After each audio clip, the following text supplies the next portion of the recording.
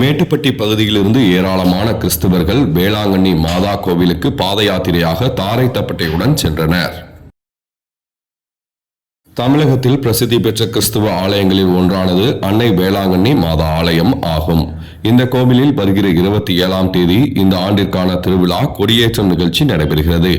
இந்த கொடியேற்ற நிகழ்ச்சிக்காகவும் அன்னை வேளாங்கண்ணி மாதாவை தரிசிப்பதற்காகவும் தமிழகத்தில் உள்ள பல்வேறு மாவட்டங்களிலிருந்து ஆயிரக்கணக்கான பக்தர்கள் வேளாங்கண்ணி மாதா கோவிலுக்கு பாத யாத்திரையாக வருவது வழக்கம். அந்த வகையில் திண்டுக்கல் மேட்டுப்பட்டி பகுதியில் இருந்து வியாழக்கிழமை மாலை 6 மணி அளவில் கிறிஸ்துவ பெருமக்கள் 100க்கும் மேற்பட்டோர் அன்னை வேளாங்கண்ணி மாதாவின் திருவுருவம் அடங்கிய சப்பரத்துடன் பாத யாத்திரையாக தாரை தப்பட்டை முழங்க மகிழ்ச்சியுடன் சென்றனர். மேலும் இவர்கள் தொடங்கியுள்ள இந்த பாத யாத்திரை சுமார் ஒரு வாரம் கடந்து வருகின்ற 27ஆம் தேதி முதல் கொடியேற்றத்திற்கு செல்வதாக தெரிவித்தனர். முன்னதாக மேட்டுப்பட்டி புனித வியாகுல அன்னை திருத்தலத்தில் சிறப்பு திருப்பலி நடைபெற்றது. மேலும் பாத யாத்திரை சென்ற பொதுமக்களுக்கு உணவுப் பொருட்கள் அன்னதானம் வழங்கப்பட்டது.